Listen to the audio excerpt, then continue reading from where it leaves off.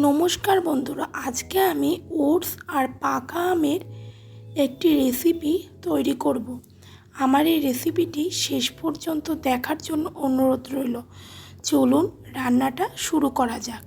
এখানে আমি একটা পাকা আম নিয়ে নিয়েছি। পাকা আমটাকে আমি স্লাইস করে কেটে নেব। এখন স্লাইস করে পাকা আমটা আমি একে একে কেটে নিচ্ছি। দেখুন বন্ধুরা, আমটার কত সুন্দর রং। আজকে আমি ওটস আর পাকা আম দিয়ে ছোট ছোট আকারের পরোটা তৈরি করব। দেখুন আমটা পুরো কাটা হয়ে গেছে। আর এখানে একটা পাত্রে আমি ওটস নিয়ে নিয়েছি। এখন এই পাকা আম থেকে আমি আমের যে পাল্প সেটা চামচ দিয়ে আস্তে আস্তে তুলে নেব। দেখুন বন্ধুরা, পাকা আমের পাল্প আমি বাটিতে তুলে নিয়েছি। এখন গ্যাসের ফ্লেম অন করে কড়াই বসিয়ে গ্যাসের ফ্লেম একদম লোতে দিয়ে ওটসটাকে হালকা আমি নেড়ে চেড়ে নেব।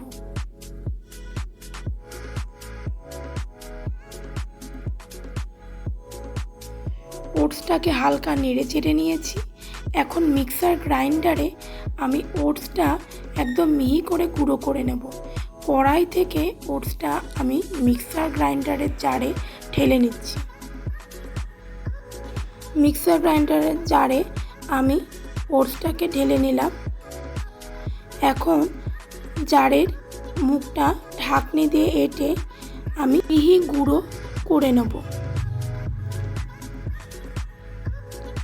জারের মুখে ঢাকনি দিয়ে একটা মিহি গুঁড়ো করে নেব। মিহি গুঁড়ো করা হয়ে গেছে। এখন একটা পাত্রে আমি ওটসটা ঢেলে নিচ্ছি।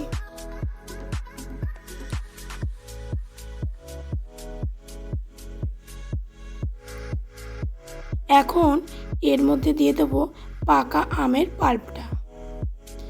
ওটস আর এই পাকা আমের পাল্পটা আলতো হাতে ভালো করে একটু মিশিয়ে নেব। মিশিয়ে নেওয়ার পরে এটাকে মিক্সার গ্রাইন্ডারে দিয়ে আমি একটা মিহি পেস্ট বানিয়ে নেব। ভালো করে মাখিয়ে নিয়ে মিক্সার গ্রাইন্ডারের বাটিতে আমি দিয়ে দিচ্ছি অল্প একটু জল। অল্প একটু জল দিয়ে ওটস আর আমের একটা মিহি পেস্ট বানিয়ে নেব। দিয়ে দিলাম অল্প একটু জল। এখন জারের মুখে ঢাকনি দিয়ে একটা মিহি পেস্ট বানিয়ে নেব। দেখুন বন্ধুরা, একদম মিহি পেস্ট হয়ে গেছে। এখন আমি একটা পাত্রে ঢেলে নিচ্ছি।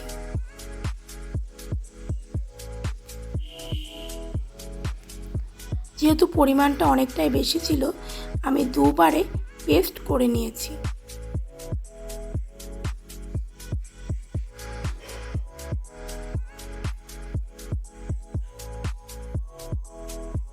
এখন ভালোভাবে ওটস আর আমের এই পেস্টটা ফেটিয়ে নেব, যাতে কোনো জায়গায় দানা না থাকে।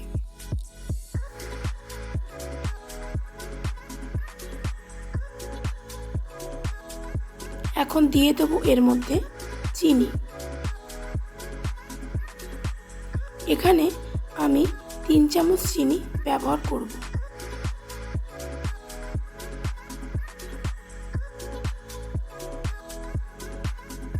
চিনিটা দিয়ে ভালো করে মাখিয়ে নিচ্ছি, যাতে চিনিটা ভালোভাবে গলে যায়। এখন এর মধ্যে দিয়ে দেব অল্প একটু আটা।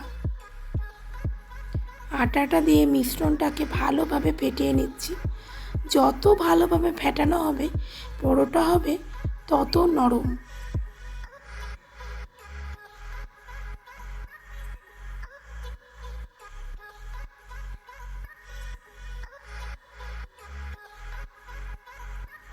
এইভাবে 10 মিনিট রেখে দেব। এখন গ্যাসের ফ্লেম অন করে ফ্রাইং প্যান বসিয়ে অল্প একটু সর্ষের তেল দিয়ে দিচ্ছি। সর্ষের তেলটাকে খুন্তি দিয়ে ভালোভাবে প্যানের চারপাশে নেড়ে চেড়ে নেব।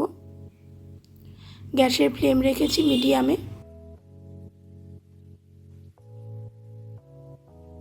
ফ্রাইং প্যান গরম হয়ে গেছে। এখন গোল হাতার সাহায্যে ওটস আর আমের এই পেস্টটাকে গোল করে আমি প্যানের ওপর দিয়ে দিচ্ছি।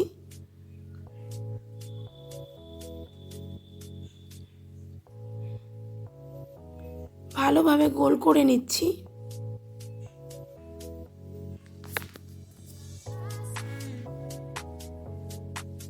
এক পিঠ ভাজা হয়ে গেছে, এখন অপর পিঠটাও ভালো করে ভাজবার জন্য উল্টে দিলাম। দেখুন বন্ধুরা, এক পিঠ খুব ভালো করে ভাজা হয়ে গেছে।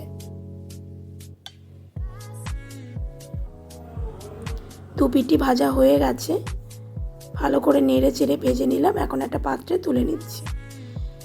ওই একইভাবে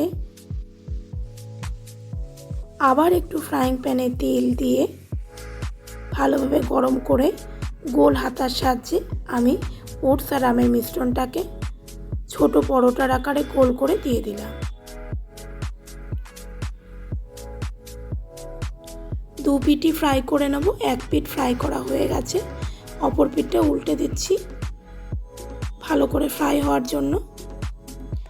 ভালো করে ফ্রাই হয়ে গেছে, তুলে রাখলাম। এইভাবে বাকি ওটস আর আমের মিশ্রণকেও আমি গোল গোল করে দিয়ে দিয়েছি প্যানের ওপর। দু পিঠই ভালো করে ফ্রাই করে নেব। এক পিঠ ফ্রাই করা হয়ে গেছে, অপর পিঠটা খুন্তির সাহায্যে উল্টে দিচ্ছি। দু পিঠই ভালো করে ফ্রাই করে নেব। ওটস আর আমের এই রেসিপিটি খেতে খুবই ভালো লাগে। ভাজা হয়ে গেছে, একটা পাত্রে আমি তুলে নিচ্ছি। ওটস আর আমের এই পরোটা খেতে খুবই ভালো লাগে। ভালো লাগলে বন্ধুরা চ্যানেলটি সাবস্ক্রাইব করবেন।